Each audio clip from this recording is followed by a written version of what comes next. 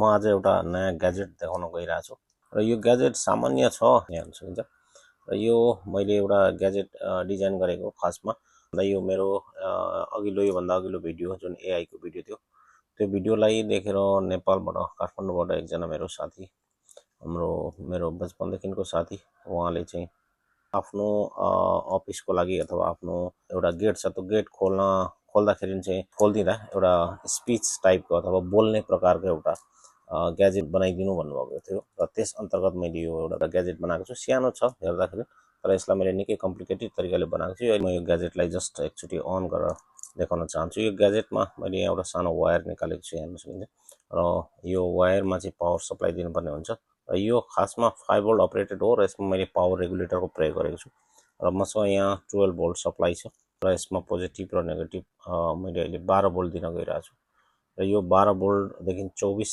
भोल्टसम्म अपरेट हुन्छ। 12 देखि 24 को कुनै पनि एसी या डीसी भोल्टेज दिन सकिन्छ यसलाई र जस्ट म यसलाई यहाँनेरि अन गर्दैछु। यहाँ पावर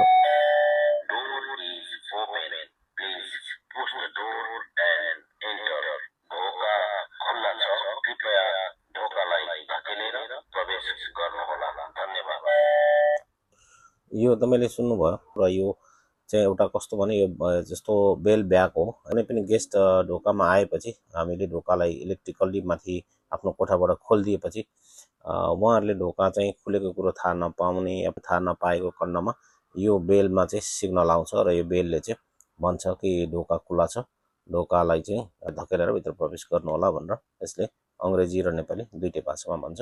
यो मैले एउटा सानो ग्याजेट बनाएको छु र यो एउटा एज अ डोर बेल ब्यागको रूपमा प्रयोग गर्न सकिन्छ। डोर ओपेनर र एनाउन्समेन्ट जस्तो भयो। ढोका खोलिसकेपछि उहाँ गेस्टहरूले चाहिँ ढोका खुलेको कुरो थाहा पाउनुहुनेछ र उहाँले ढोकालाई चाहिँ भित्रतिर धकेलेर प्रवेश गर्न सक्नुहुन्छ भनेर चाहिँ ढोका अथवा गेटको लागि, विशेष गरी यो गेटको लागि हुन्छ। ठुलो गेटहरू अटोमेटिक खोल्ने सिस्टम बनाउँदा त्यसमा अटोमेटिक खोल्ने पनि बनाउन सकिन्छ जस्तो मोटराइज गरेर। तर मोटराइज छैन भने चाहिँ ढोका खोलेको या नखोलेको भन्ने कुरा गेस्टले थाहा नपाउँदा यसमा हामीले ढोका खोल्दाखेरि जुन इलेक्ट्रिकल्ली ढोका खोल्नको लागि प्रयोग गरिएको जुन 12 या 24 भोल्ट डीसी सप्लाई हुन्छ त्यो सप्लाई यो डिभाइसले पाउँछ र यो डिभाइसले एज अ यो चाहिँ 13 सेकेन्डको एउटा स्पिच छ र 13 सेकेन्ड यसले प्ले गर्छ र त्यो जब त्यो 13 सेकेन्ड पछि त्यो भोल्टेज खतम हुन्छ र त्यसपछि यो अफ हुन्छ र पुनश्च यसलाई फेरि रिपिटेसन गर्नको लागि फेरि माथिबाट जो बटन दबाउनु पर्ने हुन्छ र यो फेरि रिप्ले हुन्छ। यहाँनिर म फेरि एकचोटि देखाउन चाहन्छु।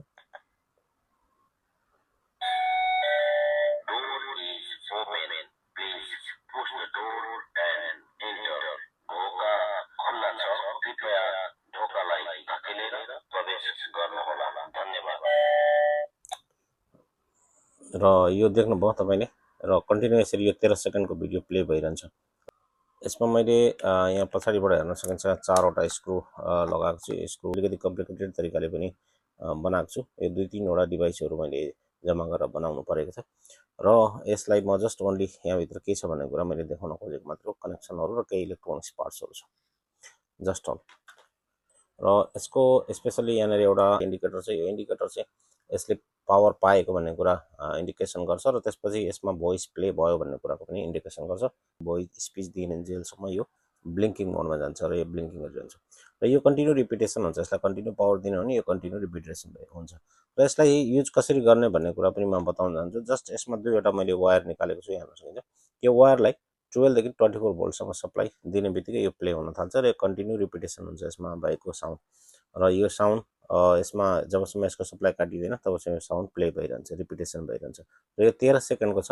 यदि तपाईँसँग यस्तो प्रकारको 15 सेकेन्ड भित्रमा कुनै पनि पावर सप्लाई हुने खालको कुनै ग्याजेट छ र त्यसमा चाहिँ तपाईँले यो चिज डिभाइस कनेक्सन गर्न सक्नुहुनेछ र यसको विस्तृत प्लेब्याक सिस्टम भनेको एकदम इजी छ। यसमै पनि ट्रिगर या इलेक्ट्रिक लक खोल्नको लागि 12 या 24 भोल्ट आउने भएकोले मैले त्यो डिजाइन गरेको र हाम्रो जुन इलेक्ट्रिक लक खोल्नको लागि आउने जुन 12 या 24 भोल्ट हुन्छ त्यसबाट यसलाई अपरेट गर्न सकिन्छ। जस्ट त्यसमा जुन सप्लाई आउँछ त्यही सप्लाई यसले पाउँछ र त्यसपछि यो बज्न थाल्छ र त्यो सप्लाईमा एउटा टाइमिङ हुन्छ।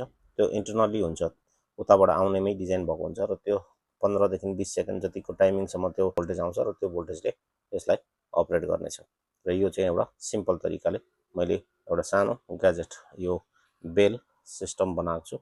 यो चाहिँ बोल्ने प्रकारको बेल हो र यो ग्याजेटभित्र मैले मेरो आफ्नो भोइस राखेको छु र यो यस्तो प्रकारको ग्याजेट यस्तो प्रकारको बेल तपाईँहरूलाई पनि चाहिन्छ भने मलाई सम्पर्क गर्नुहोला।